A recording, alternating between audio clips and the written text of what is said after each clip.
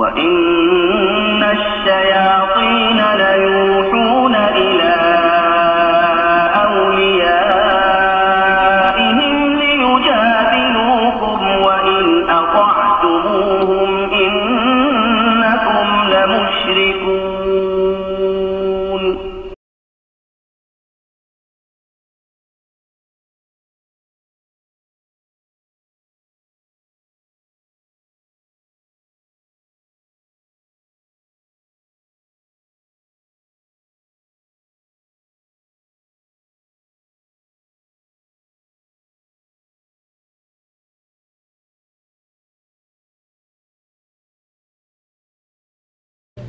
বিসমিল্লাহির রহমানির রহিম আলহামদুলিল্লাহি রাব্বিল আলামিন ওয়াসসালাতু ওয়াসসালামু আলা সাইয়্যিদিল মুরসালিন নবিয়িনা মুহাম্মদ ওয়া আলা আলিহি ওয়া সাহবিহি আজমাইন আম্মা বাদ।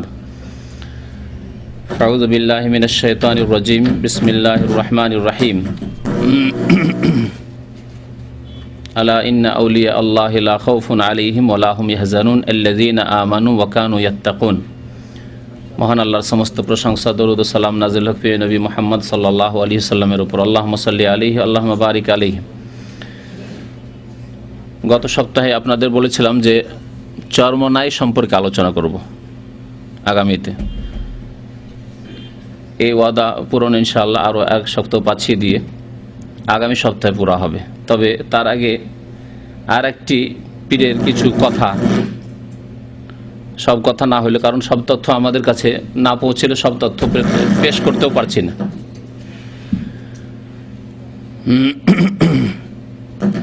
সেই পীর হচ্ছে কি, সরসিনা না সারসিনা? আসলে সারসিনা, ঠিক বলেছে। এই জন্য জিজ্ঞেস করলাম আপনাদেরকে, ওরা লিখছে আসলে সারসিনা। তো সারসিনা বা সরসিনাই ধরেন, খুব সহজ ভাষায়, বিকৃত ভাষা।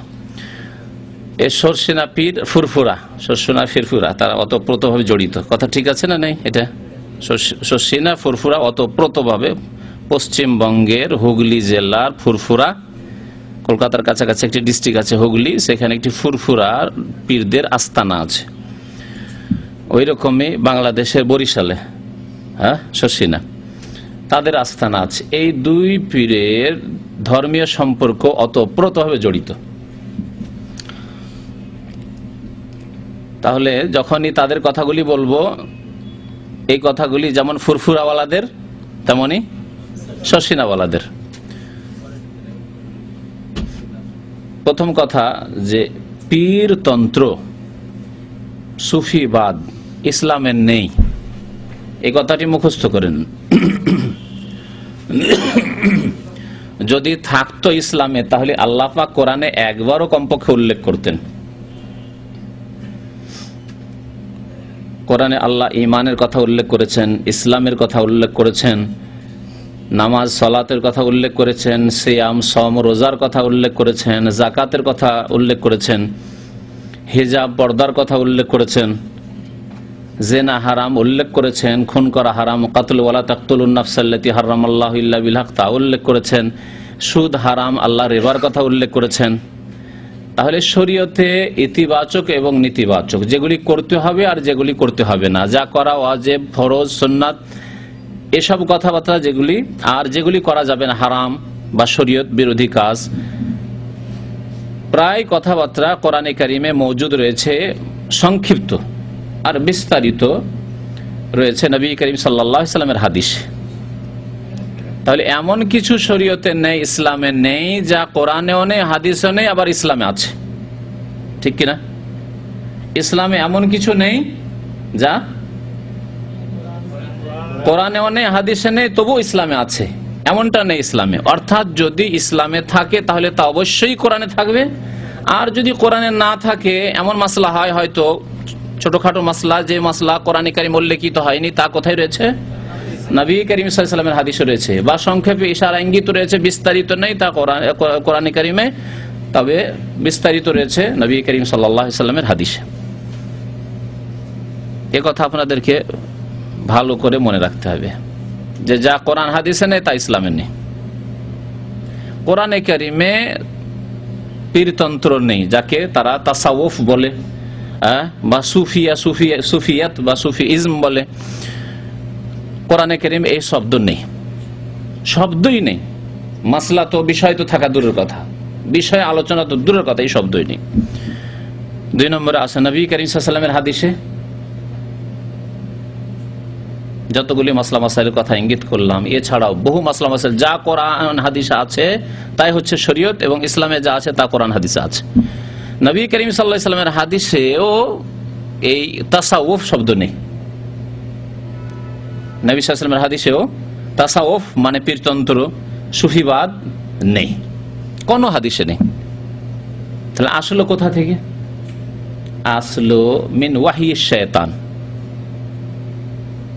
ওয়াহি 2 রকম, এর আগে আপনারা শুনে গেছেন ওয়াহি 2 রকম, ওটা আলাদা কিসিম, আলাদা প্রকরণ। সেটা হচ্ছে কোরআনের ওয়াহি আর হাদিসের ওয়াহি। শুনেছেন না শোনেননি? ওয়াহি মাতলু আর ওয়াহি গায়র মাতলু, মানে যা তেলাওয়াত হয় ওয়াহি, সেটা হচ্ছে কোরআন কারীমের ওয়াহি। আর আরেকটি হচ্ছে গায়র মাতলু, যা তেলাওয়াত হয় না, মানে কোরআন নাই কিন্তু নবী সাল্লাল্লাহু আলাইহি ওয়াসাল্লামের হাদিস, সেগুলি হচ্ছে ওয়াহি। এই এক প্রকরণ শুনে রেখেছেন। আজকে নতুন আরেকটি কিসিম শুনে রাখুন, আল্লাহ কোরআনে উল্লেখ করেছেন। একটি হচ্ছে আল্লাহর ওয়াহি ফেরেশতাদের মাধ্যমে আম্বিয়াগণের ওপর, আর আরেক হচ্ছে ওয়াহিউশ শায়তান, শয়তানের ওয়াহি। এই ভাগ আল্লাহ কোরআনে উল্লেখ করেছেন। এই ভাগ আল্লাহ পাক রব্বুল আলামিন কোরআনে কারীমে উল্লেখ করেছেন।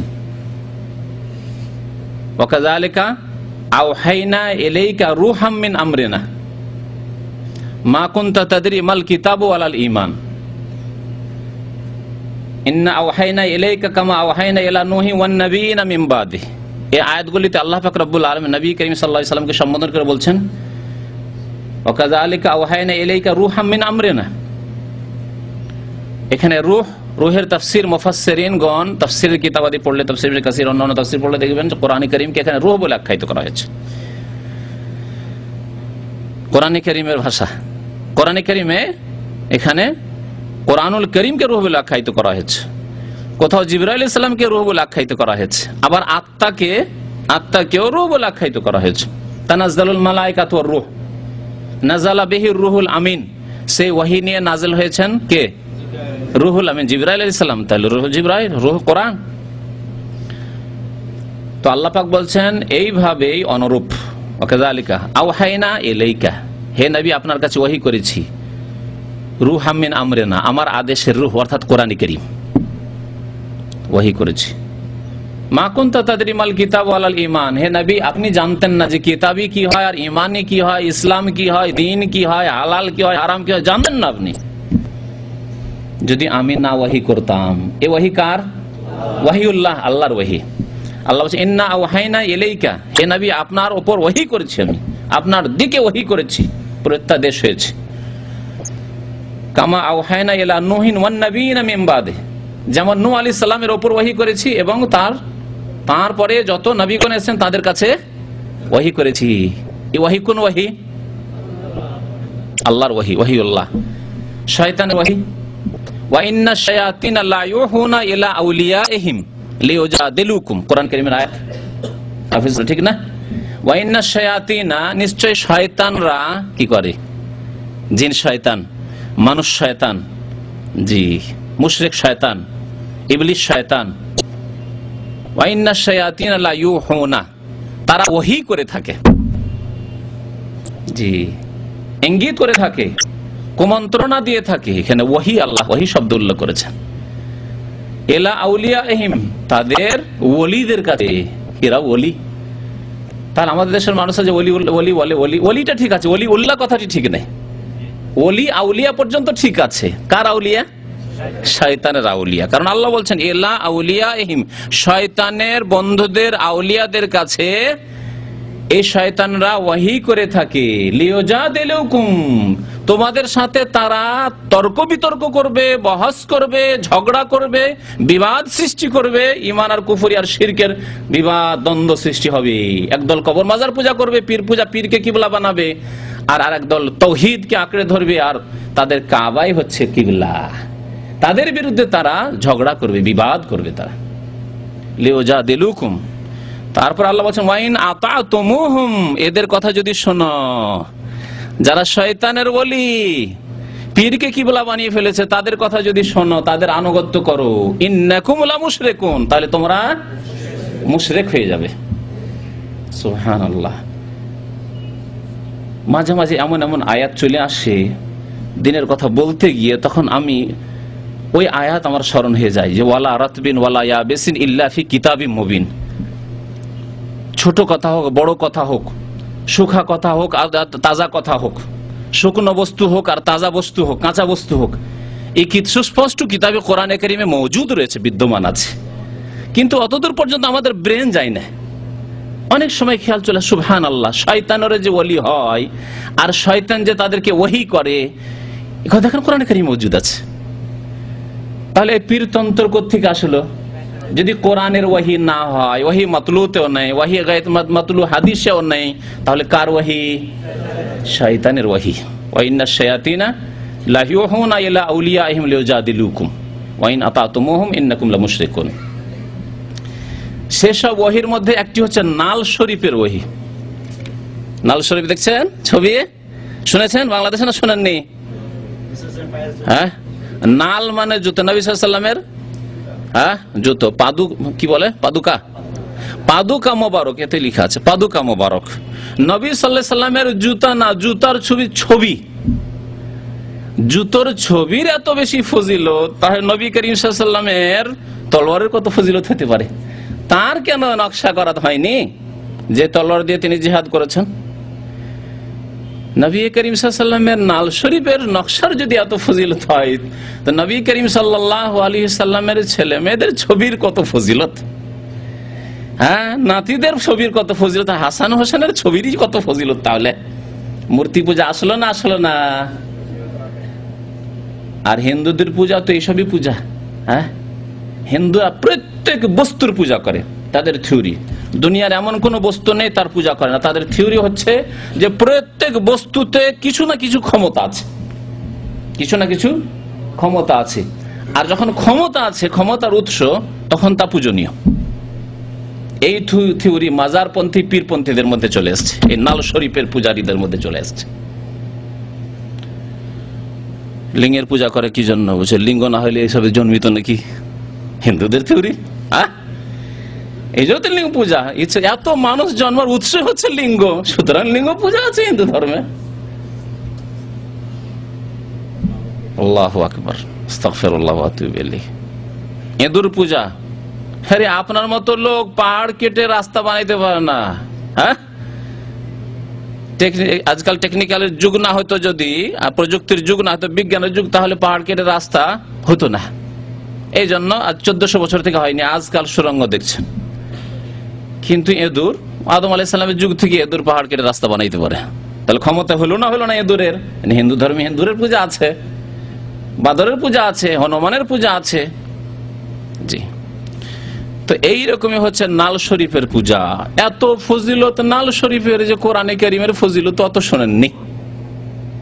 কোরআন হাদিসে এত ফজিলত কোরআনে কারিমের নেই যত ফজিলত এই নাল শরীফের। নবী সাল্লাল্লাহু আলাইহি ওয়াসাল্লামের পাদুকা মোবারক, জুতা বা স্যান্ডেলের নকশার ফজিলত। স্যান্ডেলের ফজিলত না, স্যান্ডেলের কিসের?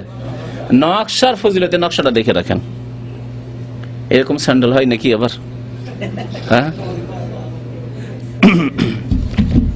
এই নাল শরীফের কথা বলবো, তার সাথে আরেকটি কথা বলি যে এটি হচ্ছে কিতাব, হচ্ছে কি 12 চাঁদের খুতবা সহ, কি খুতবা, বঙ্গানুবাদ 12 চাঁদের খুতবা। এই 12 চাঁদের খুতবায় অধিকাংশ বাংলাদেশের মসজিদে আর পশ্চিমবঙ্গের বিদাতীদের মসজিদে যারা বলে যে না, মাতৃভাষা বা অন্য কোনো ভাষায় খুতবা জুমার চলবে না, ঈদের চলবে না, তাদের মসজিদগুলিতে এই খুতবায় 25, 50, 100 বছর থেকে যা লেখা আছে তাই পড়া হয়। ঠিক আছে, 12 চাঁদের খুতবা। এই 12 চাঁদের খুতবা তৈরি করেছে কারা? ওই সরসিনারায়, কারণ এতে লেখা আছে যে তাদের আদেশে তৈরি হয়েছে। দেখেন তাদের উপাধিগুলি: সারসিনা শরীফের পীরে কামিল আল হাজ হযরত মাওলানা শাহ সুফি নিসারউদ্দিন আহমদ রহ, হ্যাঁ বলা হবে, ঠিক হবে, সেই জন্য রহ বললাম। এর অনুমোদন ও দুয়াই লিখিত, অনুমোদন এবং দুয়াই লিখিত তার খাস শাগিরদের, সম্ভবত জামাই কোন এক জায়গায় লিখেছে, এর মধ্যে যে জামাই লিখেছে। বঙ্গানুবাদ 12 চাঁদের খুতবা ও ওয়াজ শিক্ষা। সারসিনা দারুস সুন্নাত আলিয়া মাদ্রাসা দারুস সুন্নাহ, নাম কত সুন্দর। যেন মাসিক মদিনা, নাম কত সুন্দর, পত্রিকা ম্যাগাজিনের, কিন্তু মদিনার প্রতিনিধি নয়, বিদাতে ভরা পত্রিকা। তেমনি দারুস সুন্নাহ, কিন্তু দারুস সুন্নাহ নয়, আসলে দারুল বিদআহ, দারুল বিদআহ, বিদাতি প্রতিষ্ঠান। আলিয়া মাদ্রাসার প্রিন্সিপাল অবসর আলহাজ মাওলানা শরীফ মোহাম্মদ আব্দুল কাদির রহ সাহেব MA কর্তৃক সংকলিত অনুবাদিত। এ হচ্ছে। আর প্রকাশনী সারসিনা প্রকাশনী, সারসিনা প্রকাশনী, বাংলা বাজার কি ঢাকা ইত্যাদি। তো এই হচ্ছে 12 চাঁদের খুতবা। 12 চাঁদের খুতবাতে কি আছে, গোটা কিতাব পড়লে তো আরো আপনাদের জন্য অনেক কিছুই নিয়ে আসতে পারতাম, কিন্তু সময়ের অভাবে কিছু পড়েছি। কিছু পড়ে যা আকীদা দেখলাম আর যা পড়ে শোনানো হয়, তাতে বুঝতে পারবেন যে তাদের ওলামাদের আকীদা কি।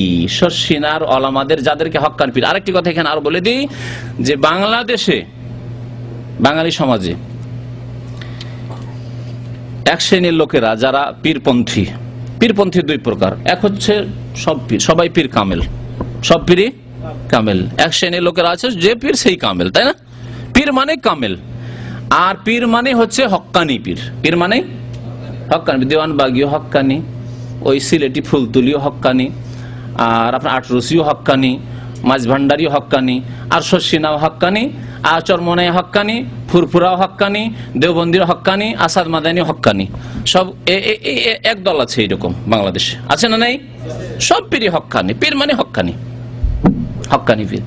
আরেক দল আছে যারা বলে যে না, সবাই হক্কানি নয়, কিছু হক্কানি আছে আর কিছু আছে ভণ্ড পীর, বাতিল পীর আছে।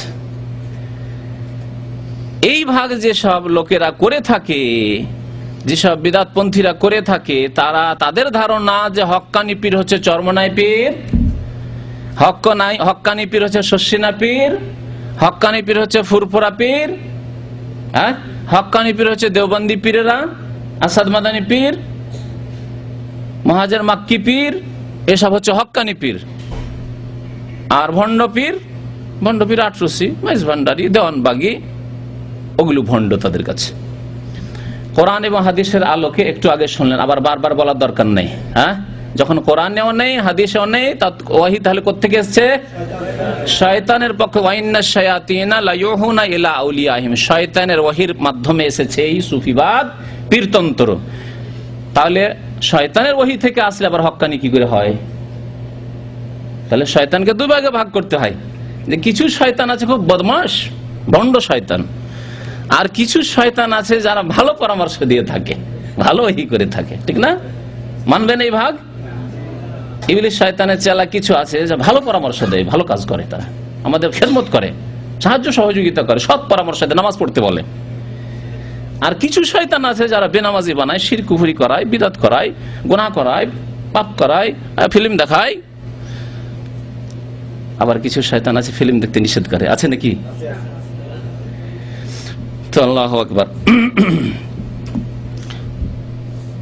তো এই যাদেরকে হক্কানি পীর বলা হচ্ছে, তাদের একজন বা একটা তরিকা হচ্ছে শর্ষিনা তরিকা, ঠিক আছে? আর একটা তরিকা হচ্ছে চরমনাই। চরমনাইটার ওয়াদা থাকলো ইনশাআল্লাহ আল্লাহ যেন তৌফিক দেয় সামনে পুরা করার। ভাবছি সুন্দর করে তাদের কথাগুলি পড়ে তাদের কিতাব থেকে আরো ভালো করে পেশ করা হোক। সামনে যখন এটা চলে আসলো, এই সম্পর্কে কিছু কথা শুনিয়ে দেওয়াই ভালো মনে করলাম আজকে, এই শর্ষিনাদের সম্পর্কে। এই খুতবার 12 চাঁদের খুতবার পাতা নম্বর 11, পৃষ্ঠা নম্বর 11-তে খুতবার বিষয়বস্তু হচ্ছে ফি জাতিল্লাহি ওয়া সিফাতিহি তাবারাক ওয়া তাআলা। বাংলায় তরজমা করছে আল্লাহর জাত ও সিফাতের বয়ান। যারা এর আগে আমার কোর্স করেছেন, এখানে আকীদা ওয়াসিতিয়া পড়েছেন, ইমাম ইবনে তাইমিয়া রাহমাতুল্লাহ আলাইহির কিতাব আল্লাহর জাত, আল্লাহর সত্তা এবং সিফাত গুণাবলী সম্পর্কে আকীদা ওয়াসিতিয়া নামক কিতাব বাংলায় অনুবাদও হয়ে আছে, সেই বইটি পড়বেন। তাতে প্রত্যেকটি আকীদার ক্ষেত্রে একটি করে আয়াত আছে অথবা নবী সাল্লাল্লাহু আলাইহি ওয়াসাল্লামের সহিহ হাদিস আছে। এখানে দেখুন কি আকীদা পেশ করা হচ্ছে, যে আকীদার পিছনে কোনো দলিল নাই, না কোরআনের আয়াত না হাদিস। পৃষ্ঠা নম্বর 11-তে লেখক বলছেন যে আল্লাহ পাক রব্বুল আলামিনের গুণাবলী হচ্ছে যে ওয়ালা ইয়াতামাক্কানু ফি মাকানিন, আল্লাহ কোনো স্থানেই নেই, ওয়ালা ইয়াতামাক্কানু, মাকান মানে স্থান, আর তামাক্কুন মানে স্থান গ্রহণ করা। আল্লাহ কোনো স্থানেই নেই। এই হচ্ছে বাংলাদেশের অধিকাংশ মুসলিমদের আকীদা যে আল্লাহর কোন স্থানই নেই। আপনাদের স্থান আছে, এতটা জায়গায় স্থান, আপনারা সবাই নিজ নিজ জায়গায় ঘিরে রয়েছেন। আমার স্থান আছে, আমি যেখানে আছি, কিন্তু আল্লাহ কোন স্থানে নেই। আল্লাহ কোথায়? বলছে ডানেও নেই, বামেও নেই, ওপরেও নেই, নিচেও নেই, মাটির তলেও নেই, মাটির ওপরেও নেই, জমিনেও নেই, আকাশেও নেই, কোথাও নেই আল্লাহ। আল্লাহু আকবার। আল্লাহর জাত কোথাও নেই। ওয়ালা ইয়াতামাক্কানু ফি মাকানিন, এই হচ্ছে আকীদা তাদের। এখন কোরআনে কারীমের কথা শুন। কোরআনে কারীম আল্লাহ কি বলছেন? সূরা মুলক। কোন ভাই যদি কোরআন থাকে, এখানে কোরআন আছে, খুলে আয়াতগুলো বের করেন। কারণ যখন বক্তব্য এরকম করি তখন অনেকগুলি আয়াত নতুন নতুন চলে আসে, আপনারা দেখাইতে পারেন লোকজনকে। হাফেজরা বের করেন সূরাতুল মুলক। হ্যাঁ, কোনো দরকার নেই। ওয়ালা ইয়াতামাক্কানু ফি মাকান, আল্লাহ কোনো স্থানে নেই। বাংলায় তরজমাটা কি করেছে তার তরজমাটা একটু শুনেই দিই। আমি তরজমা করলাম ওটা। তিনি মানে আল্লাহ। কাল বা তার আগে বলছেন তিনি কোন নির্দিষ্ট স্থানে অবস্থিত নহেন। তিনি কোন নির্দিষ্ট স্থানে অবস্থিত নহেন, বাংলায় তরজমা করা আছে। আর আরবিতে খুতবা পড়া হয় জুমায়, ঈদে। জি, মুহররম মাসের দ্বিতীয় খুতবা। মুহররম মাসের দ্বিতীয় খুতবা। আমাকে কেন ধরেছেন? আপনারা ধরে থাকেন। আয়াত নম্বরটা যদি প্রয়োজন হয় বলে দিবেন। আমি আয়াতটা পড়ছি, খুঁজেন। আল্লাহ পাক রব্বুল আলামিন কোরআনে কারীমে ইরশাদ করেছেন, আ'আমিনতুম মান ফিস সামায়ে, আ'আমিনতুম মান ফিস সামায়ে, তোমরা কি নির্ভীক হয়ে গেছো? তোমরা কি ভয় করো না সেই সত্তাকে, সেই সত্তাকে যিনি কোথায় রয়েছেন? ফিস সামায়ে, আকাশে রয়েছেন। হলো কোরআনে কারীমের আয়াত, সূরাতুল মুলক। হবে না, হাফেজরা বললেন সূরাতুল মুলক 29 পারা, প্রথম সূরা। তাহলে আপনি কোনটা নেবেন এখন বলুন? সাধারণ মুসলমান ভাইদেরকে যদি জিজ্ঞাসা করি যে কোরআনে কারীমের কথা নেবেন না 12 চাঁদের খুতবা, হুজুরদের শর্ষিনার পীরদের লিখা, কোনটা নেবেন? কোরআনে কারীম। আ'আমিনতুম মান ফিস সামাই, একটি আয়াত শুধু না, কোরআনে কারীমে 7টিরও বেশি আয়াত রয়েছে যেখানে আল্লাহ পাক রব্বুল আলামিন বলেছেন, আল্লাহুল্লাযী খালাকাস সামাওয়াতি ওয়াল আরদা ফি সিত্তাতি আইয়ামিন সুম্মা ইসতাওয়া আলাল আরশ। আল্লাহ সেই সত্তার নাম যিনি 6 দিনে আকাশ এবং জমিন সৃষ্টি করেছেন। সুম্মা, অতঃপর তিনি ইস্তাওয়া আলাল আরশ, আরশে সমাসীন হয়েছেন। আরশ আল্লাহর কোথায়? তাহলে বলছেন আরশেরও কোনো স্থান নেই। তাই বলবেন তাহলে যে আল্লাহর আরশ কোন নির্দিষ্ট স্থানে অবস্থিত নয়, এই কথা বলবেন? নবী করিম সাল্লাল্লাহু আলাইহি ওয়াসাল্লাম হাদিসে আছে যে আরশ কোথায় আছে?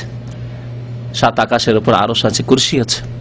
জি, এবং আরশ কুরসি আল্লাহর এত বিশাল যে ওয়াসিয়া কুরসিয়ুহুস সামাওয়াতি ওয়াল আরদ, 7 আকাশ 7 জমিন সবকে ঘিরে আছে আল্লাহর আরশ, আল্লাহর কুরসি। ওয়াল্লাহু ফাওকাল আরশ, নবী করিম সাল্লাল্লাহু আলাইহি ওয়াসাল্লামের হাদিস আছে আল্লাহ ফাওকাল আরশ। বলেন নবীর কথা নেবেন না শর্ষিনার খুতবা? ওয়ালা ইয়াতামাক্কানু ফি মাকান, আল্লাহর নবী তো বলছেন আল্লাহ কোথায় আছেন? ফাওকাল আরশ। ফাওক মানে কি? আরশের উপরে।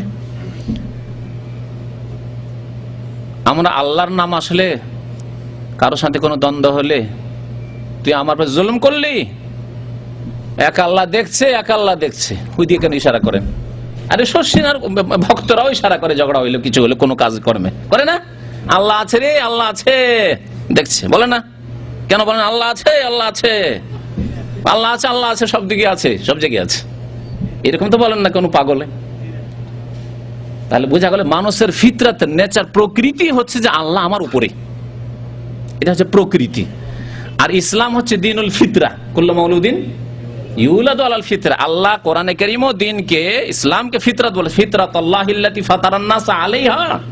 দ্বীন ইসলাম হচ্ছে আল্লাহর ফিতরাত, প্রকৃতি, এটি মানুষের। তাহলে আল্লাহ যে কোথায়, এটি মানুষের প্রকৃতিতে আছে।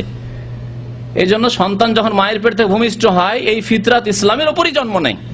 তারপরে বাবা কাফের হলে কাফের হয়ে যায়, বাবা হিন্দু হলে হিন্দু হয়ে যায়, বাবা কবর পূজারী হলে কবর পূজারী হয়ে যায়, বাবা নাস্তিক হয়ে যায়, বাবা দিয়ে তোর স্কুল কলেজ ইউনিভার্সিটি দিয়ে আবার নামাজ টামাজের কোনো কিছুই তালিম দিল না, তখন সে বেনামাজি হয়ে গেল।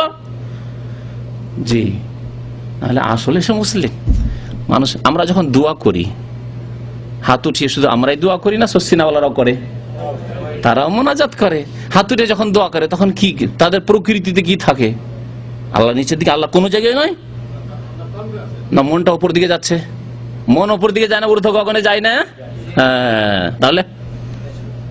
তাহলে নেচার, ফিতরত হচ্ছে যে আল্লাহ ঊর্ধ্বে। আরো শোনে, আল্লাহ পাক রব্বুল বলছেন মানুষের আমল ভালো কথা আল্লাহর দিকে উঠানো হয়। ইলাইহি ইয়াসআদুল কালিমুত তাইয়্যিবু, আল্লাহর নিকটে চড়ানো হয়। চড়ে কোন দিকে? নিচের দিকে? সব দিকেই না উপর দিকে? আল্লাহ বলছে ইলাইহি ইয়াসআদু। এই লিফট কে আজকাল আরবি, নতুন আরবিতে লিফট যায়, যে লিফট দিয়ে উঠেন, বিল্ডিং এ উঠছেন আপনি, লিফটকে কি বলে? মিসআদ। ইসিম আলার সেগা মিসআদ, আসলে মাসাদেরা বলে একটু বিকৃত করে, যেমন আমরা সারসিনাকে সুসিনা বলছি। তো ইলাইহি ইয়াসআদু, আল্লাহর দিকে চড়ানো হয়, উঠানো হয়। আল কালিমুত তাইয়্যিব, ভালো কথাগুলি, ভালো আমলগুলি। ওয়াল আমালুস সালিহ, নেক আমল। ইয়ারফাউহু, রাফা মানে উঠানো। উঠানো কোন দিকে হয়? চড়ানো, উঠানো। দুইটি শব্দ এখানে, দুইটি কালেমা এসছে। ইয়াসআদু চড়ানো, আর ইয়ারফাউহু উঠানো। ওয়াল আমালুস সালিহ ইয়ারফাউহু।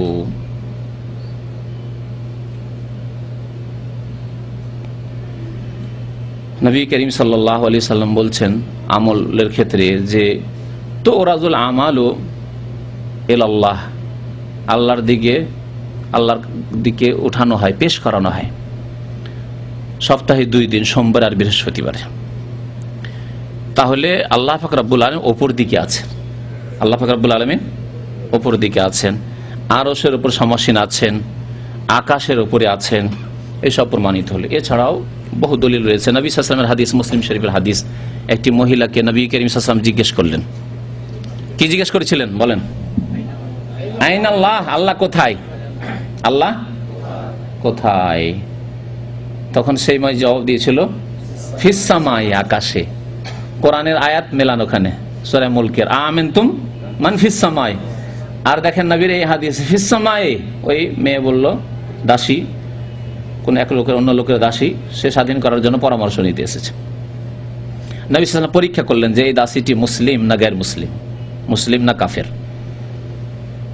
যখন বলেন কালাত ফিস সামাই, আকাশে, তখন নবী সাল্লাল্লাহু আলাইহি ওয়াসাল্লাম দ্বিতীয় প্রশ্ন করলেন মান আনা, আমি কে? তখন সেই মেয়ে বলল আনতা রাসূলুল্লাহ সাল্লাল্লাহু আলাইহি ওয়াসাল্লাম, আপনি আল্লাহর রাসূল সাল্লাল্লাহু আলাইহি ওয়াসাল্লাম।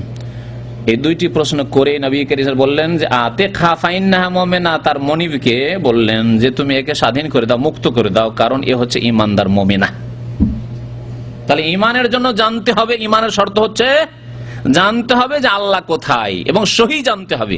যে ব্যক্তি জানলো নাই সহি যে আল্লাহ কোথায়, কে বলে আল্লাহ কলবে কলবে, কি বলে আল্লাহ সর্বস্থানে সবকিছুতেই, জি, সে ব্যক্তি আল্লাহর ইবাদত করলো না, সে ব্যক্তি আল্লাহর হক আদায় করলো না। ওমা কাদারুল্লাহ হাক্কা কাদারিহি, আল্লাহকে চিনলো না সে, আল্লাহকে জানলো না সে। এই একটি আকীদা সম্পর্কে এক কথা হলো। দেখেন 13 নম্বরে কি আছে। 13 নম্বরে যে খুতবা, এটি হচ্ছে মুহররমের খুতবা সালেসা, তৃতীয় খুতবা মুহররম মাসের। ফি সিফাতিহি তাআলা, বলছে আল্লাহর সিফাত সম্পর্কে, আল্লাহর সিফাতের বয়ান। তারপরে ফালিল্লাহি সিফাতুন আযালিয়াতুন কায়েমাতুন বিযাতিহি, বলছে আল্লাহ পাক রব্বুল আলামিনের কিছু গুণাবলী রয়েছে। আল্লাহর সিফাত গুণ মহিমা বর্ণনা করিব। অনাদিকাল হইতে আল্লাহ তাআলার বহু সিফাত গুণ তাহার নিজের সহিত অবস্থিত আছে, মানে আল্লাহর বহু সিফাত অবস্থিত আছে। সেই সিফাতগুলি কয়টি? মাত্র 7টি গুণ আল্লাহর বর্ণনা করেছে এখানে। মাত্র কয়টি?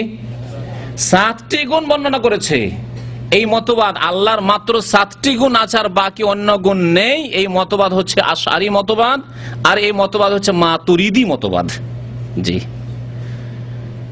ইসলামী মতবাদ নয়, কোরআন এবং হাদিসের মতবাদ নয়। কোরআন হাদিসের মতবাদ, কোরআন হাদিসের যে আপনার খোলাসা সার, সেটি হচ্ছে আল্লাহ পাক রব্বুল আলামিনের বহু গুণ রয়েছে এবং সংখ্যায় 7 সীমিত নয়, যে সব গুণ কোরআন দ্বারা প্রমাণিত অথবা নবী সাল্লাল্লাহু আলাইহি ওয়াসাল্লামের সহিহ হাদিস দ্বারা প্রমাণিত, সেগুলির প্রতি আমরা বিশ্বাস রাখবো বিনা বিকৃতিতে, বিনা অস্বীকৃতিতে, বিনা তার ধরন সম্পর্কে কিছু বললে ধরন বলতে পারবো না।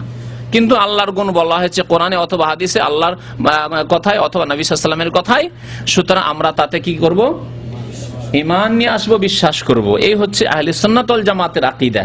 আর আশআরী আর মাতুরিদি আকীদা শুনুন, তাদের আকীদা আল্লাহর কিছু সিফাত রয়েছে, সেই সিফাতগুলি হচ্ছে ওয়াহিয়াল ইলম, একটি হচ্ছে ইলম, ওয়াল কুদরাত, দুইটা হচ্ছে ক্ষমতা কুদরত, তৃতীয় হচ্ছে ওয়াল হায়াত মানে জীবন প্রাণ, আল্লাহর হায়াত আছে, চতুর্থ 4 নম্বর হচ্ছে ওয়াল কুওয়াত শক্তি, জানি না কুদরত আর কুওয়াতে কি পার্থক্য তারা করবে, ওয়াসসাম, এবং 5 নম্বর হচ্ছে শ্রবণ শক্তি, ওয়াল বাসার দৃষ্টি শক্তি, ওয়াল ইরাদাত আর ওয়াল মাশিয়াত ইচ্ছা, ইরাদা আর মাশিয়াত মানে আল্লাহর ইচ্ছা। এই 7টি গুণ বর্ণনা করেছে, একে বলা হয় সাবআ সিফাত। প্রসিদ্ধ আকীদার ক্ষেত্রে যে বাতিল আকীদা আশআরী এবং মাতুরিদি, যে ভ্রান্ত একটি মতবাদ তৈরি হয়েছিল মুসলিম সমাজে, ইউনানি ফিলোসফি অর্থাৎ গ্রিক দর্শন অনুবাদ হয়ে যখন বাদশাহ হারুন রশিদের জামানায়, আব্বাসীদের জামানায় আসলো, আর তারপর হারুন রশিদের ছেলে মামুন যখন গোমরাহ হয়ে গেল, পথভ্রষ্ট মুতাজিলা হয়ে গেল, তখন মুতাজিলাদের বিরুদ্ধে আর একটি দল বেরোলো আহলে সুন্নাত ওয়াল জামাত ছাড়া, তারা হলো আশআরী মাতুরিদি। তারা কোরআন এবং হাদিসের দলিলের ক্ষেত্রে দলিলকে পিছনে ছেড়ে দিয়ে তারা জ্ঞান, বিবেককে, যুক্তিকে প্রাধান্য দিতে লাগলো। তাদেরকে বলা হয় আলেমদের ভাষায় মুতাকাল্লিমিন, তাদেরকে বলা আশআরী মাতুরিদি। এই একটি আল্লাহর গুণাবলী সম্পর্কে গুমরাহ দল, যাদেরই কিতাব পড়া হয় কওমি মাদ্রাসাগুলিতে আর আলিয়া মাদ্রাসার ফাজেলে শারহে আকায়েদ, শারহে আকায়েদ নাসাফে যারা ফাজেল পাশ করেছেন তারা জানেন, আর যারা কওমি মাদ্রাসা পড়েছেন তারা জানেন এই কিতাবের নাম। যাতে এসব বিভ্রান্তিকর গুমরাহ আকীদায় পড়ানো হয়েছে যে আল্লাহর মাত্র 7টি গুণ আছে। আচ্ছা, এই ক্ষেত্রে মজার কথা আরো শুনে রাখেন, বলি তাদের, তারা বলছে আল্লাহর শ্রবণ শক্তি আছে, আল্লাহর শ্রবণ শক্তি আছে, বাস।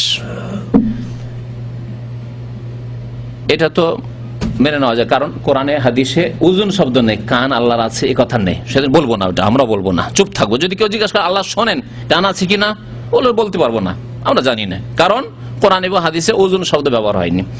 বাসারের ক্ষেত্রে ধরেন, তারা বলছে যে বাসিরুন বেলা বাসারিন, তাদের কিতাবে আছে বাসিরুন বেলা বাসারিন, দেখেন কিন্তু চোখবিহীন। মজার কথা শুনলেন, আল্লাহ দেখেন কিন্তু চক্ষুবিহীন। এটি কোরআনের কথা, হাদিসের কথা, না কোরআনে আল্লাহর চক্ষুর কথা আছে? জি। মুসা আলাইহিস সালামের লালন পালনের ক্ষেত্রে আল্লাহ বলছেন ওয়ালে তুসনা আলা আইনি, সূরা তাহা, ওয়ালে তুসনা আলা আইনি, যাতে করে তোমার লালন পালন হয় আমার দৃষ্টির সামনে, চোখের সামনে। আইন মানে কি? চক্ষু না? আল্লাহ বলছেন নূহ আলাইহিস সালামকে যে তুমি কিস্তি তৈরি করো, কিস্তি মানে পানি জাহাজ, পানি জাহাজ, স্টিমার তৈরি করো। আল্লাহ বলছেন আনিস নাইল ফুলকা বে আয়ুনিনা ওয়া ওয়াহিয়িনা, তুমি পানি জাহাজ, জলজাহাজ তৈরি করো বে আয়ুনিনা, আমার চোখের সামনে। আল্লাহ বলছেন আয়ন, আইনের জামা হচ্ছে আয়ন, আমার চোখের সামনে, ওয়া ওয়াহিয়িনা, আমার আদেশ ক্রমে, আমার আদেশে আমি আদেশ করছি তুমি তৈরি করো। কি হবে না হবে, শুকায়, শুকনো জায়গায় পানি নেই, কিচ্ছু নেই, নদী নেই, সমুদ্র নেই, কিচ্ছু নেই, যখন শুকনো জায়গায় পানি জাহাজ তৈরি করছেন নূহ আলাইহিস সালাম, তখন এলাকার লোকেরা, কাফের মুশরিক বিদ্বেষী, শুধু ঠাট্টার মজাক, ঠাট্টা মজাক। কি করবে? বালিতে জাহাজ চালাবে নাকি? পাহাড়ের উপর জাহাজ উড়াবে নাকি? পানি জাহাজ উড়াবে? এসব ঠাট্টা মজাক করে। সুবহানাল্লাহ। আল্লাহ পাক এমন পানি দিলেন যে জাহাজ ছাড়া আর কোনো উপায় নেই, পাহাড়ের উপর চড়েও উপায় নেই। তো কি বলছিলাম, আসল বিষয় আল্লাহর চক্ষু কোরআনে কারিমে তো আছে, কোরআনে কারিমে আল্লাহর চক্ষু আছে, চক্ষুর কথা বলেছে। এরা বলছে যে আল্লাহ শোনেন কিন্তু শোনার কিছু নেই, আল্লাহ দেখেন কিন্তু দেখার কিছু নেই, চক্ষু নেই। জি।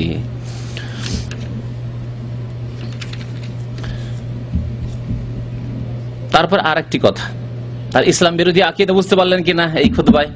আর একটি আকীদা 14 নম্বর পৃষ্ঠায়, ওয়াল কালাম বেগাইরিল হুরুফি ওয়াল আসওয়াত, আল্লাহ কথা বলেন। আল্লাহ একটি গুণ হচ্ছে কথা বলা। আল্লাহর গুণ কথা বলা, কিন্তু কথা বলেন বিনা অক্ষরে আর বিনা সাউন্ডে, বিনা আওয়াজে। শুনলেন কেমন মন্ত্রতন্ত্র, যা বোধগম্য নয়, বুঝাই যায় না। আল্লাহ কথা বলেন, আওয়াজ হয় না। আল্লাহ কথা বলেন, কোনো অক্ষর হয় না, অক্ষর ছাড়া। এটা ইসলামিক আকীদা। আওয়াজ ছাড়া যদি আল্লাহর কথা হয়, তো মুসা আলাইহিস সালামের সাথে যখন কথা বলছিলেন, আপনাদের জিজ্ঞেস করি এখন, কারণ আপনাদেরকে যদি একেবারে খুব মুশকিল করে বলি, উদাহরণ না দিয়ে, তাহলে বুঝতে পারবেন না, তাই না? সূক্ষ্ম কথা, বোধগম্য কথা নাই। তাহলে আপনাদের বোধগম্য করার জন্য এখন আসি। মুসা আলাইহিস সালামের সাথে কথা বলেছেন আল্লাহ পাক রব্বুল আলামিন কোথায়? তুর পাহাড়ে। যখন ওখানে গেলেন মুসা আলাইহিস সালাম বিবিকে নিয়ে, তখন আল্লাহ পাক রব্বুল আলামিন আগুনের মতো দেখলেন, আগুনের প্রয়োজন ছিল, আগুনের জন্য দৌড় দিয়ে গেলেন। আগুন কোথায় পাবে? আল্লাহ বলছেন ইন্নী আনাল্লাহ, আমি আল্লাহ। জি, ফাখলানা আলাইকা ইন্নাকা বিল ওয়াদিল মুকাদ্দাস তুয়া।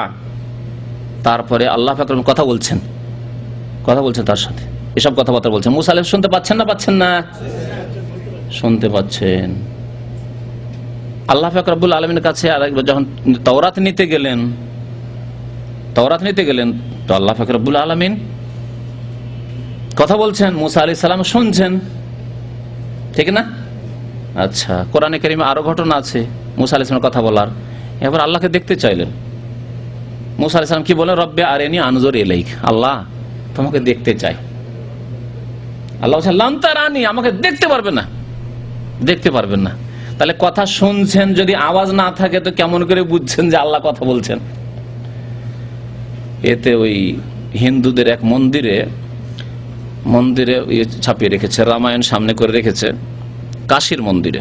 আমি যেহেতু বেনারসে পড়াশোনা করতাম, তো তামাশা দেখতে গিয়ে দেখি যে ওই রামের ছবি ছাপিয়ে রেখেছে, মানে এই মূর্তি আর কি, মূর্তি বানিয়ে রেখেছে, বসে আছে মূর্তির, আর সামনে যেমন পাঠ করে ওইরকম সামনে আপনার রেহেলের ওপরে যেমন দেয় ওইরকম করে রামায়ণ রাখা আছে। আর মনে হচ্ছে ইলেকট্রিক এমন লাগা আছে সিস্টেম, মনে হচ্ছে যে পাতা উল্টে না, কিন্তু পাতা উল্টিছে মনে হচ্ছে। আর বিদ্যুৎ লাগানো আছে ওই এতে, মূর্তিতে, মনে হচ্ছে মুখ নড়ছে, কোনো আওয়াজ হয় না, পড়ার আওয়াজ হয় না, কিন্তু মুখ নড়তে আছে, মুখ নড়ছে। তাহলে আল্লাহ পাক রব্বুল আলামিন যদি এইরকমই কথা বলে থাকেন এদের কথা মোতাবেক, যে ওয়াল কালাম ও বেগাইরিল হুরুফি ওয়াল আসওয়াতে, আল্লাহর কালাম তো আছে, আল্লাহ তো কালাম করেন, কিন্তু হুরুফও নেই, অক্ষরও নেই, আর আওয়াজও নেই। তাহলে আল্লাহর কথা কি এইরকমই ছিল নাকি? হ্যাঁ, মুখ নড়ানো শুধু? হ্যাঁ, তাহলে মুসা আলাইহিস সালাম কেমন করে বুঝছেন আল্লাহর কথা? লান তারানি, আল্লাহ আমি দেখতে চাই, কেমন করে বুঝছেন এসব কথা? ইব্রাহিম আলাইহিস সালাম বলছেন, হ্যাঁ, রব্বি আরিনি কাইফা তুহিল মাউতা, হে রব আমাকে দেখিয়ে দেন আপনি মুর্দাকে, মৃতকে কেমন করে জিন্দা করেন, জীবিত করেন। দরখাস্ত করেছেন, আল্লাহ আবার জবাব দিচ্ছেন। কি জবাব দিচ্ছেন? আওয়ালাম তুমিন, তুমি কি বিশ্বাস করো না? তাহলে শুনছেন না ইব্রাহিম আলাইহিস সালাম? শুনছেন। তাহলে আল্লাহর কথা কি বিনা অক্ষরে আর বিনা আওয়াজে ছিল না, আওয়াজ বিশিষ্ট আর অক্ষর বিশিষ্ট ছিল? বলেন তাহলে ইসলাম বিরোধী আকীদা নয়, ইসলাম বিরোধী আকীদা।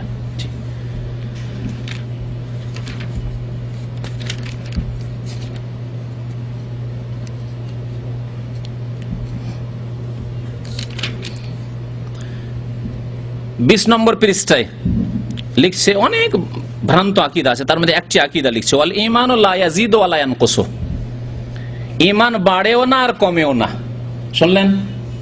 এটি কার কথা? কোরআন হাদিসের কথা? এটি হচ্ছে 12 চাঁদের খুতবার কথা। ওয়াল ঈমানু লা ইয়াজিদু ওয়া লা ইয়ানকুসু, ঈমান বাড়েও না আর কমেও না, সমান থাকে একেবারে, আর সবারই ঈমান সমান। এই ভ্রান্ত আকীদা সম্পর্কে আহলে সুন্নাত ওয়াল জামাতের উলামারা বলেছেন, তাহলে আবু বকর সিদ্দিকের ঈমান আর এক চোরের ঈমান সমান নাকি?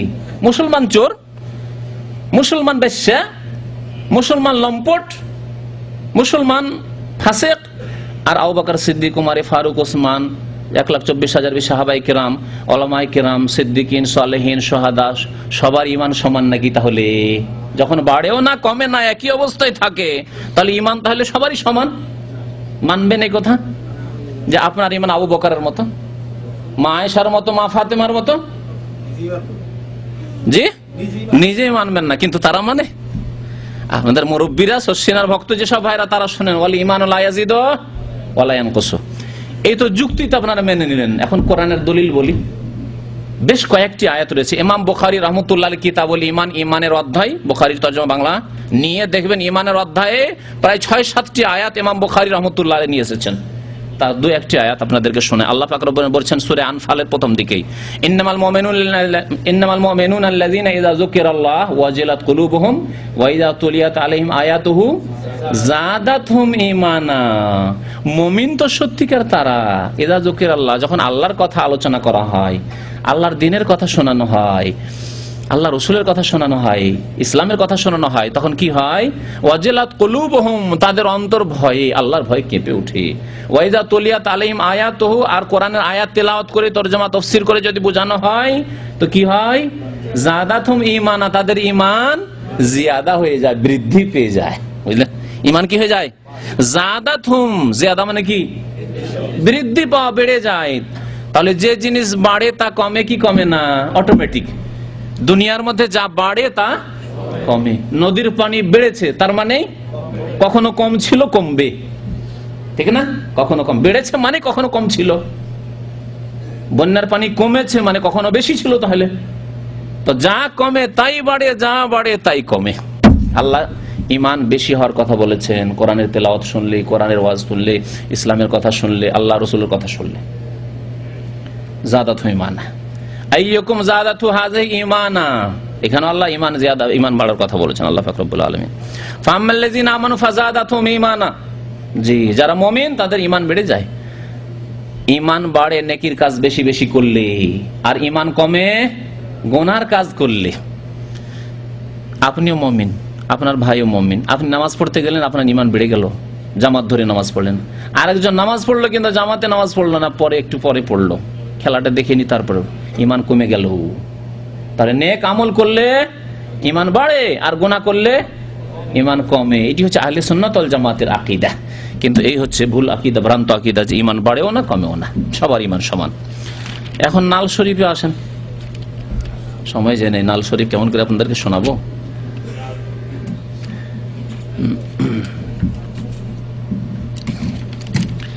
নালাইন শরীফের নকশা মোবারক, নিচে লেখা আছে নালাইন শরীফের নকশা মোবারক। এর ফজিলতগুলি সংক্ষেপে খুব শোনানো যাক আপনাদেরকে।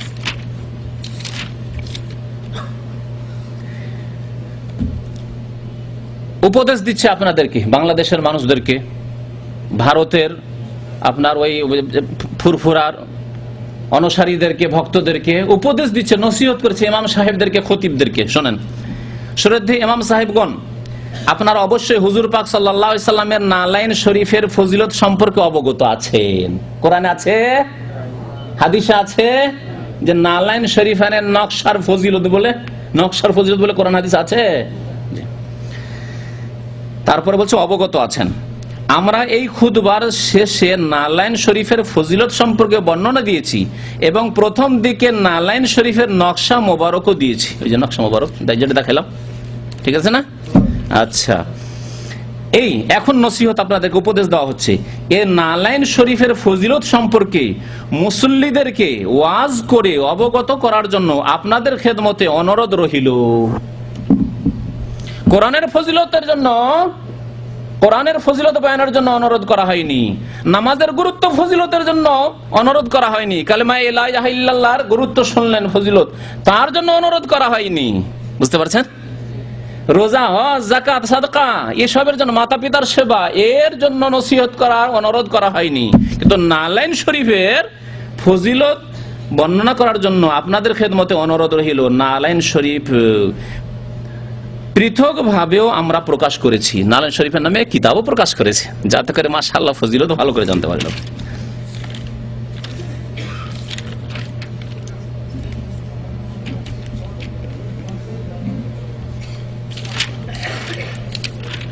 উল্টো দিক থেকে যাচ্ছে, এদিক থেকে যাচ্ছে। তো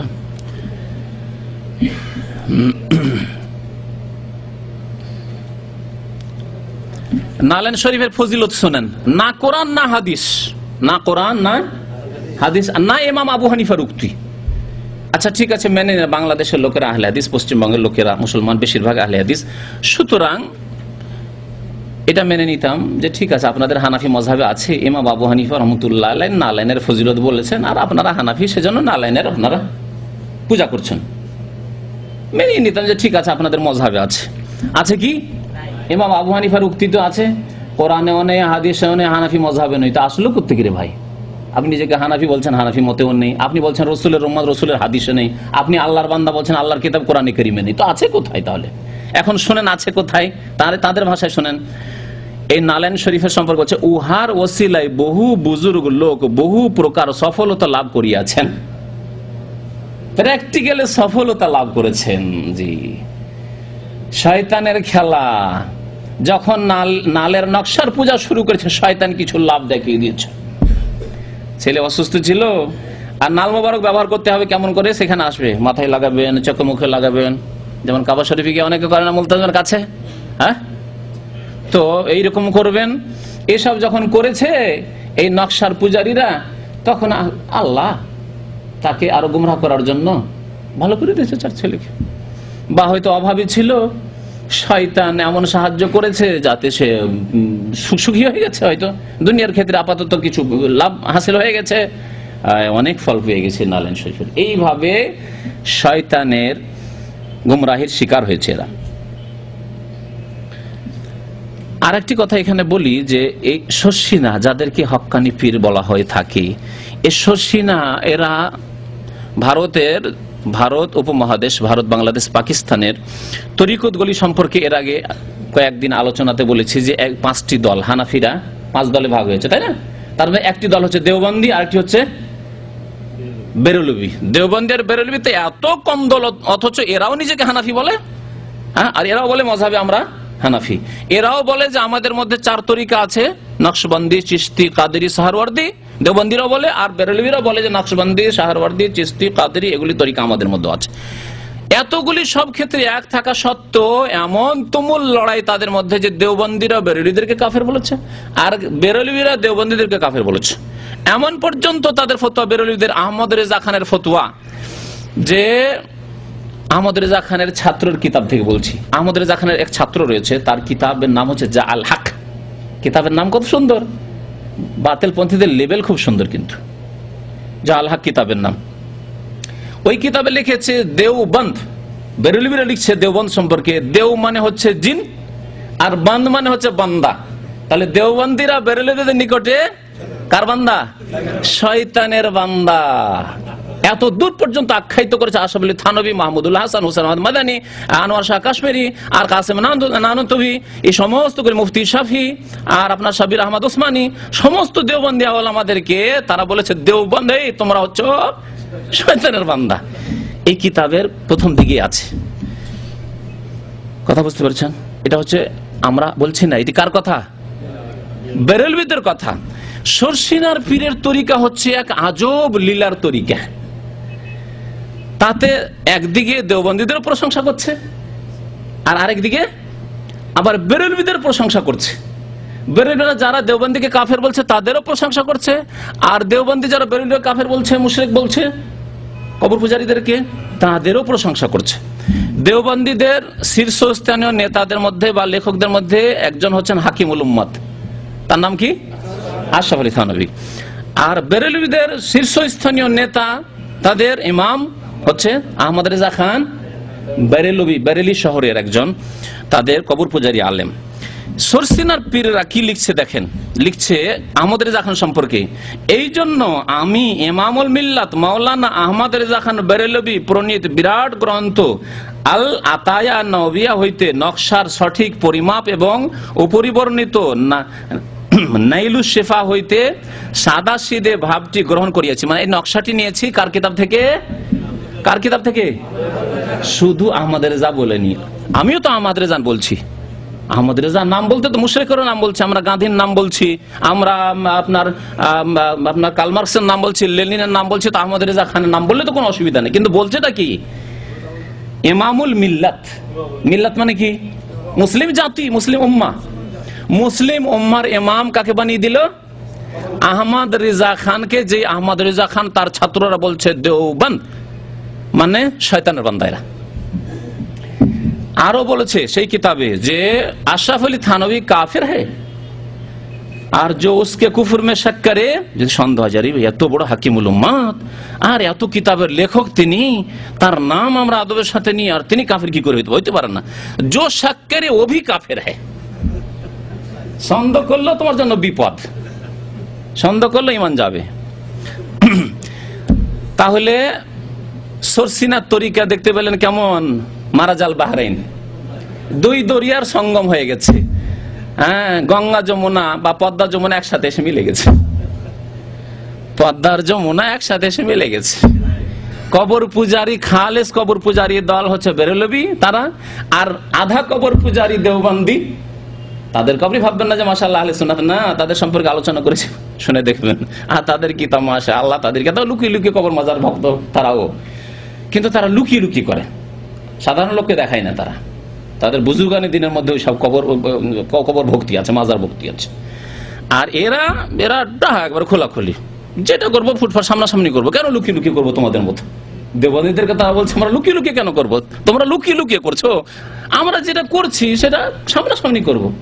আল্লাহ যেহেতু দিয়ে দিয়েছেন, ওলিয়া উলিয়া নবীদেরকে সব দিয়ে দিয়েছেন, তাদের কাছ থেকে নেব। আর নেবো তবে লুকিয়ে লুকিয়ে কেন নেবো? সরাসরি নেবো, সবার সামনে নেব।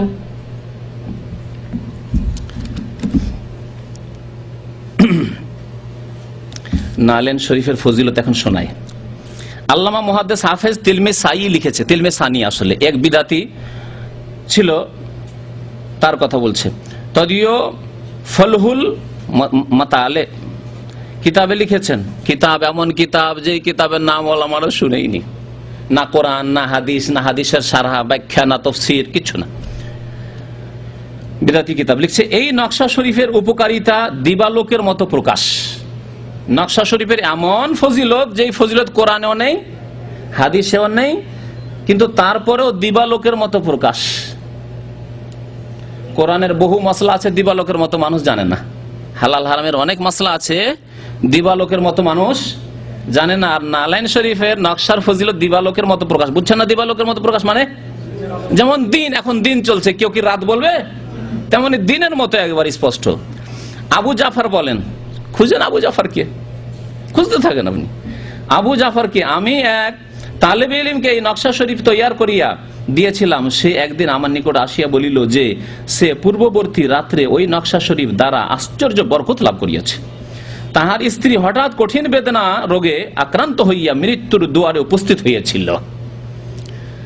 জি, ডাক্তারের প্রয়োজন নেই। বাংলাদেশে এত নার্সিং হোম, আর নার্সিং হোমের মালিকরা এত বড় বড় ডাকাত সব, যে বিবিকে যদি পেটে বাচ্চা নিয়ে জানতো জবাই করবেই করবে। সিজার ছাড়া বাচ্চা হয়ে আজকাল ফিরে আসা মহায় মুশকিল আছে, ঠিক কিনা? তাহলে মাশাআল্লাহ এত সুন্দর চিকিৎসা, কেন এই হসপিটালগুলো সব বন্ধ হয়ে যাওয়া উচিত? সবাই তো নাল ভক্ত, এই নাল নকশার ভক্ত, তাহলে আবার এত করে নার্সিং হোম কেন খুলছে? আর চলছেই কি করে? এমনি খুলে রাখবে? না চললে ভাড়া দিতে পারবে? কখনো দিতে পারবে না তারা। তো আল্লাহর হস্তে এইসব নার্সিং হোমগুলোকে বন্ধ করে দেন সব। বরং সরকারের কাছে আপনারা মিছিল করে দাবি করেন যে আলহামদুলিল্লাহ আমাদের মধ্যে নালাইন শরীফের নকশা আছে, সস্তিনার পীর সাহেব, পীর হক্কানি পীররা দিয়েছে, সুতরাং এত টাকা পয়সা যে শোষণ করছে এটা এরা ডাক্তাররা আর এই নার্সিং হোমের মালিকরা, সরকারের কাছে আন্দোলন করে বন্ধ করিয়ে দেন, লাইসেন্স তাদের বাজেয়াপ্ত করে দিয়ে দেন। তারপরে বলছে যে এত বেদনা শুরু হলে মৃত্যুর দ্বারে উপস্থিত হয়েছিল।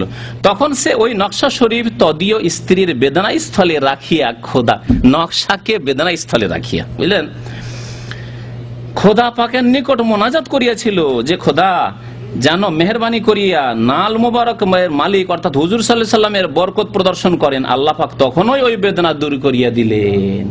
তাহলে নকশার কম ফজিলত নাকি? নবী করিম সাল্লাল্লাহু আলাইহি সাল্লামের থুথু দিয়ে আর দম করা দিয়ে যে ফায়দা হয়তো তার চাইতে বেশি ফজিলত, তার চাইতে বেশি ফজিলত। জি, আউযুবিল্লাহ। তার বলছে কাসিম বিন মোহাম্মদ বর্ণনা করেন, যে ব্যক্তি এই নকশা শরীফ সঙ্গে রাখে সে অত্যাচারী, শত্রু, শয়তান, হিংসুক ও বদনজরকারীর ক্ষতি হইতে নিস্তার পাইবে। কত লোক কফিল থেকে পেরেশান, কত লোক মদির থেকে পেরেশান, হ্যাঁ, কত লোক সুপারভাইজার ফোরম্যান থেকে পেরেশান, ঠিক না? আর কত লোক আপনার শত্রু থেকে পেরেশান, আর কত লোক কার হিংসাতে পেরেশান রয়েছেন, কলিগ থেকে পেরেশান। তাহলে মাশাআল্লাহ সবাই 1টা করে নকশা রাখেন, কেউ কোনো ক্ষতি করতে পারবে না। জি, ইরাকের লোকেরা মনে হয় জানতো না এই নালেন শরীফের ফজিলত, না হলে কি আমেরিকা আসতে পারে? নালেন শরীফ দিয়ে নকশা দিয়ে তো উড়িয়ে দিত, এদেরকে নিয়ে গিয়ে লোহিত সাগরে ডুবিয়ে দিত বা আরব উপসাগরে ডুবিয়ে দিত। আফগানিস্তানের লোকেরাও জানে না মনে হয়, অথচ তারা তো তাদের অধিকাংশ বিদ্যার্থী। তারপরে নকশা শরীফ দিয়ে কাজে আসলো না, তাদের বালা মুসিবত দূর হইল না? সেখান তাদেরকে কি যে শর্ষিনার তরিকায় যে নালেন শরীফের ফজিলত আছে, আল্লাহর রাস্তায় আপনার আমল করুন। সব আজান হয়ে গেল, একটু থামেন, নালেন শরীফ ফজিলতটা পড়ে শুনিয়ে দিই। আচ্ছা, ক্ষতি হইতে নিস্তার পাইবে। গর্ভবতী নারী সন্তান প্রসবের সময় এই নকশা শরীফে ডাহিন হস্তে রাখিলে খোদার ফজলে তাহার সুখ প্রসব হইবে। ইহা এই নকশার পরীক্ষিত বরকত। ইহা এই নকশার পরীক্ষিত বরকত। আগে বললাম যে তাহলে ডেলিভারি কেস নিয়ে আর যেতেই হবে না নার্সিং হোমে। শেখ হাবিবুন নবী বর্ণনা করেন, তাহার নিজের একটি ফোঁড়া হইয়াছিল, কোন ডাক্তার কবিরাজ উহার ঔষধ নিরূপণ করিতে পারিল না। তিনি অনন্য উপায় হইয়া এই নকশা শরীফ তাহার বেদনার স্থানে রাখিলেন। ইহাতে আশ্চর্য ফল হইল। তাহার ফোঁড়া এমন ভাবে শান্ত হইয়া গেল, মনে হইল যেন সেখানে কোনো বেদনাই হইছিল না। বুঝতে পারলেন কি ফজিলত? কোরআন রেখে দিয়ে কাজ হবে কি? যদি গোটা কোরআনকে নিয়ে রেখে দেন বেদনার জায়গায় হবে, তাহলে কোরআন চাইতে বেশি ফজিলত। এটি কি কুফরি পর্যন্ত পৌঁছে না? যে ব্যক্তি একটি নকশাকে কোরআন চাইতে বেশি বাড়িয়ে দেবে, বুখারীর হাদিস থেকে বেশি বাড়িয়ে দেবে, আল্লাহ রসুল আল্লাহর কথা থেকে বেশি বাড়িয়ে দেবে, দোয়া থেকে, নবীর দোয়া, আল্লাহর দোয়া থেকে বেশি বাড়িয়ে দেবে, আউযু বিকালিমাতিল্লাহি তাম্মাতি মিন শাররি মা খালাক, সেই দোয়া থেকে বাড়িয়ে দেবে, সেই ব্যক্তির কুফরির সম্ভাবনা খুব বেশি, মনে রাখবেন। গ্রন্থাকার নিজের কথা উল্লেখ করিয়া বলেন, একটু শুনে নেন। আমরা একবার সামুদ্রিক ভ্রমণে বাহির হইয়াছিলাম, হঠাৎ এমন বিপদে পতিত হইলাম যে সকলেই জীবন সম্পর্কে হতাশ হইয়া পড়িলাম। আমি তখন তাড়াতাড়ি এই নকশা শরীফ মাঝির নিকট পাঠাইয়া দিলাম। মাঝিকে নকশা পাঠিয়ে দিল। উহার ওসিলা নিয়ত করিতে বলিলাম, তখনই আল্লাহ তাআলা ক্ষমা করিলেন। ঝড় তুফান সব শেষ হয়ে গেল, আর একেবারে নাজাত পেয়ে গেল সমুদ্র থেকে। মোহাম্মদ জাজারি বলেন, যে ব্যক্তি নিজের সঙ্গে এই নকশা শরীফ রাখিবে সে সমস্ত মখলুকাতের নিকট প্রিয় হইবে। ভালোবাসা নিতে চাইলে এই করতে হবে। এবং স্বপ্নে, আরো শুনেন ফজিলত শুনেন, এবং স্বপ্নে হুজুর সাল্লাল্লাহু আলাইহি সাল্লামের দর্শন লাভ করিবে। জি, কোরআন হাদিসে আর কোন চিকিৎসা নেই নবীকে পাওয়ার স্বপ্নে, কিন্তু এই নাল শরীফ। জি, যে কাফেলার সঙ্গে এই নকশা থাকিবে তাহা লুটতারাজ হইবে না, নিরাপদ থাকিবে। বাংলাদেশে যখন যাবেন, শোনেন ভাইরা, শোনেন, আপনারা খান আর চুপচাপ শোনেন, যখন যাবেন লাগেজের সাথে একটা নকশা শরীফ, নাল শরীফের নকশা রেখে নেবেন, তাহলে রাস্তাতে যে চিন্তা করে লুটপাট হবে না। ফজিলত বয়ান করছে। জি,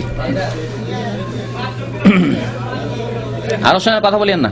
যে মালপত্রের মধ্যে উহা থাকিবে তাহা চোরের উপদ্রব হইতে রক্ষা পাইবে। বাড়িতে রেখে দিবেন, চুরি হবে না। যে নৌকায় এই নকশা শরীফ থাকবে সেই নৌকা আমানে থাকিবে, ফলতে এই উদ্দেশ্যে এই নকশা শরীফের ওসিলা অবলম্বন করিবে, উহা পূর্ণ হইবে। এই সমস্ত বর্ণনা সব তাদের বুজুর্গানের দিন থেকে নেওয়া হয়েছে। এই ছিল বেশ কিছু ফজিলত। জি, আচ্ছা, নাল মোবারক কি করতে হয় বলছে? এই নাল মোবারক আমার মাথার উপর রাখিয়াছি, মাথার উপর রাখতে হবে। আর কি করতে হবে? নিজ মুখমণ্ডলে সসম্মানে লাগাইবে, মুখে ঘুষবে, ছেলে মেয়েদের মুখে ঘুষবে, তাহলে এইসব ফজিলত হাসিল করতে পারবে। এই ছিল নাল পূজা, নাল নকশা পূজার বয়ান। আল্লাহ যেন আমাদেরকে শিরক থেকে, কুফরি থেকে, বিদআত থেকে বেঁচে থাকার তৌফিক দান করেন, বলুন আমিন। আল্লাহ আমাদেরকে শিরককে শিরক বুঝে তাদের থেকে আল্লাহ উদ্ধার করেন।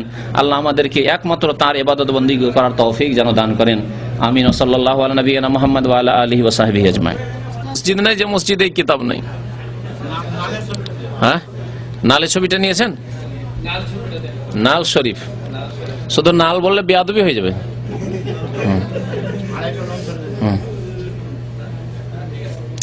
আমাদের আমজাদ ভাই বলছেন যে আর একটা শোনেন, সাবধান, নালের সাথে যদি শরীফ না লাগান, মাজারের সাথে শরীফ না লাগান, তো 2.5টা লোম